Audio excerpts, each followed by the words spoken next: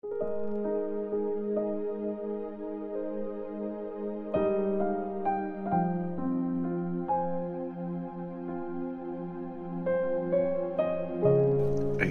chapter 53. Sinong naniwala sa binalita namin at kanino pinakita ang power ni Lord?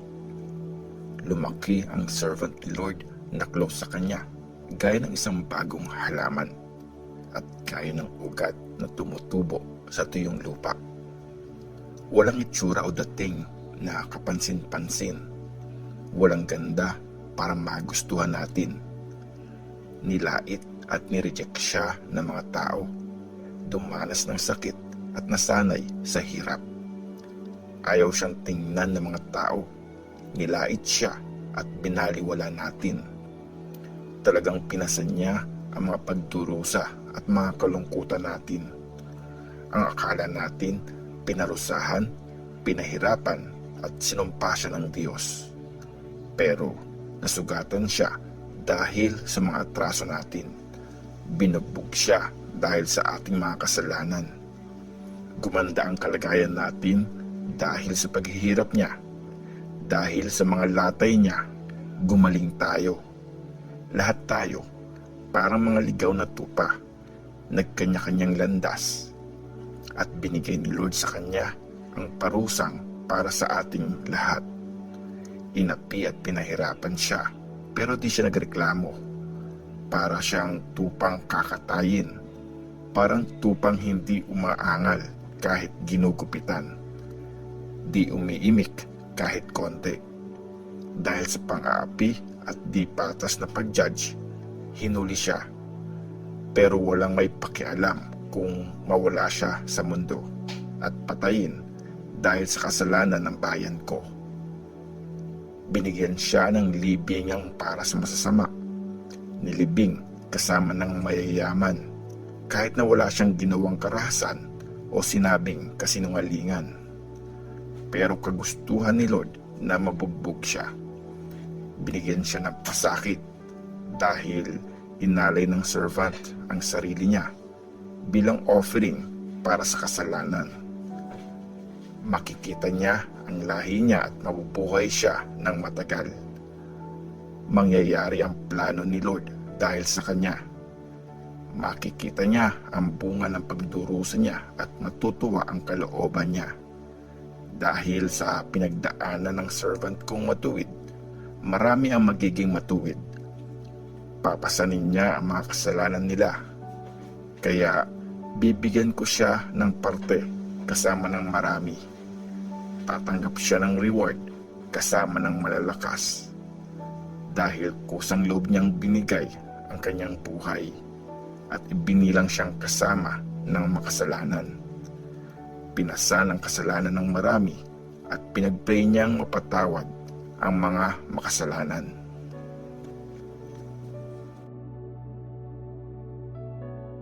Isaiah chapter 54. Ang pagmamahal ni Lord sa Israel. Kumanta ka, babaeng baog, ikaw na di magkaanak. Umawit ka sa tuwa at sumigaw ng malakas, ikaw na hindi nag-labor. Dahil mas dadami ang anak ng babaeng iniwan kaysa babaeng may asawa, sabi ni Lord. Palawakin mo ang tent mo at gawin mong malapad ang kurtina ng tirahan mo. Itodo mo ito, habaan ang tali ng tent at patibayin ang pinantusok doon. Kasi kakalat kayo sa buong lupain.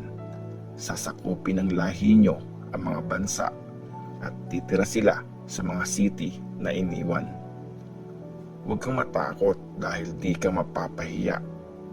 Huwag kang mahiya dahil di ka mamaliitin.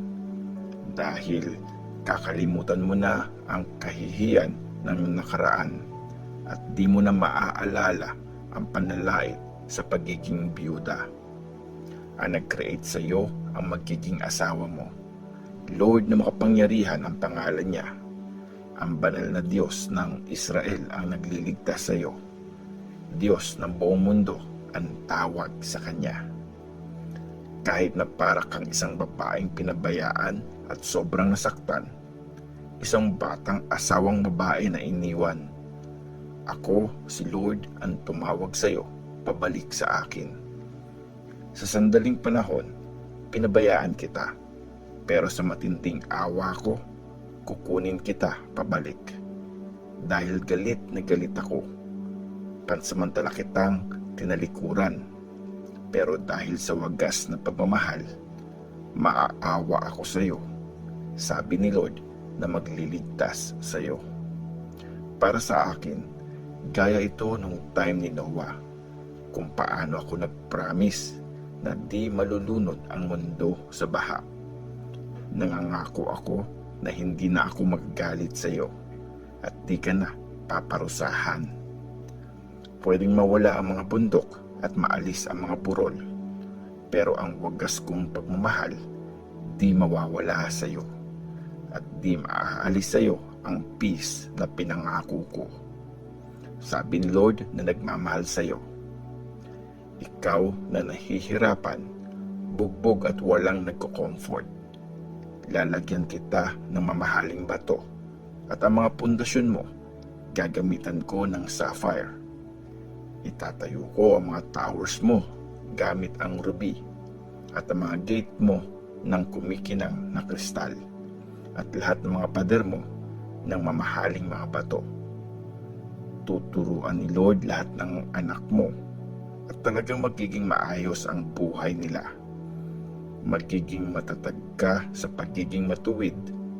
Magiging safe ka sa pang-api at di mo yon kakatakutan.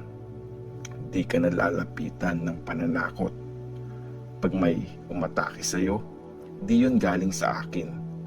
Sino mang makipaglaban sa iyo, matatalo mo.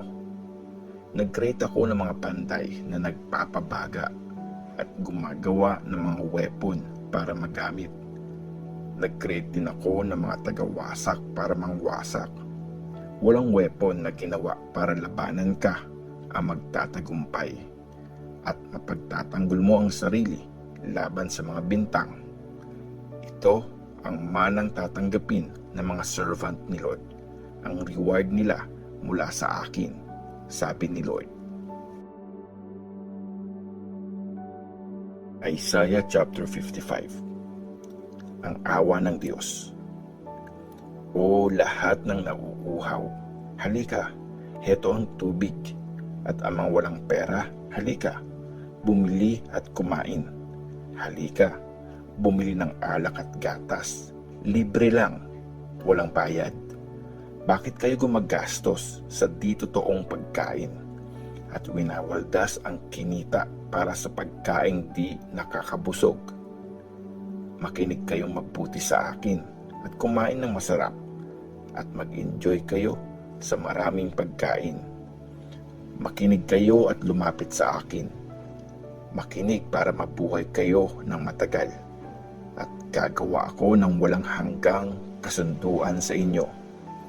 At ipapakita ko sa inyo ang wagas kong pagmamahal na pinangako ko kay David. Tingnan nyo, ginamit ko siya para ipakita sa mga bansa ang power ko.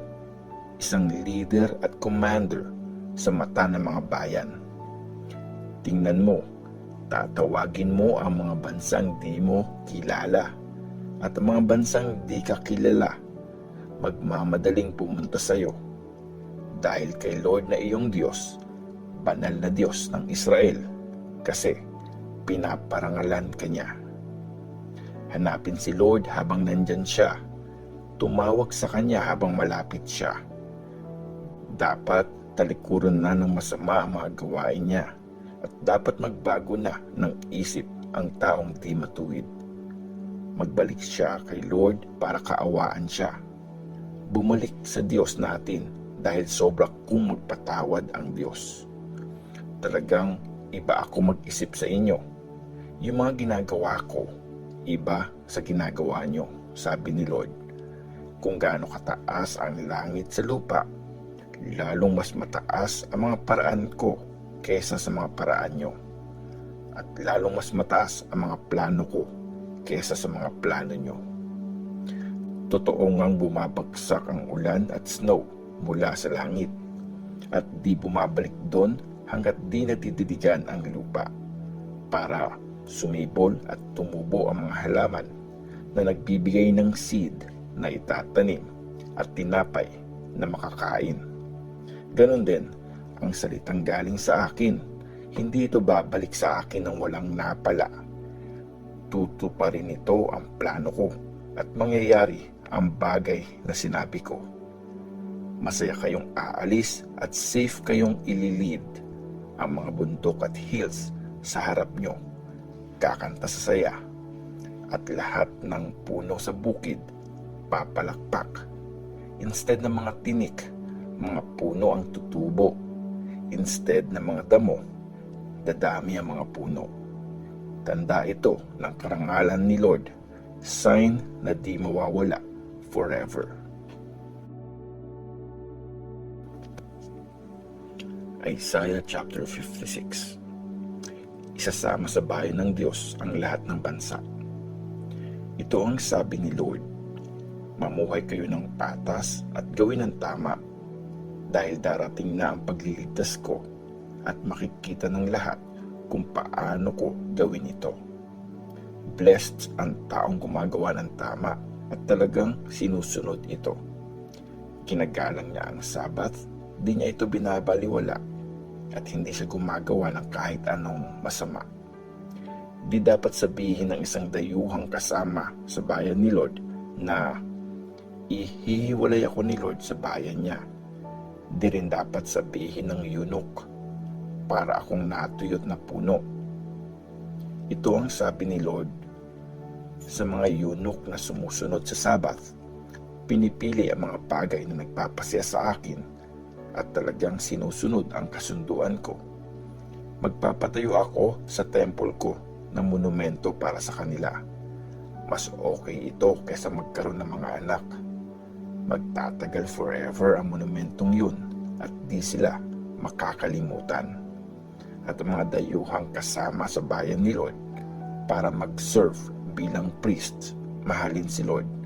At para maging mga servant niya, lahat ng gumagalang sa Sabbath at talagang sinusunod ito at namumuhay ayon sa kasunduan ko. Dadalhin ko sila sa banal kong bundok at gagawin ko silang masaya sa house of prayer ko.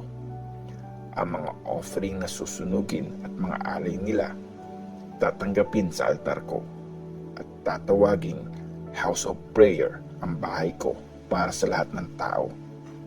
Ito ang sabi ni Lord God na nagbalik sa mga ipinatapong Israelites. Ibabalik ko pa yung iba bukod sa mga naibalik ko na. Hinatulan ang masasamang leader ng Israel. Lahat ng hayop, lumapit kayo para lumamon. Lahat ng wild na hayop, bulag ang mga leader.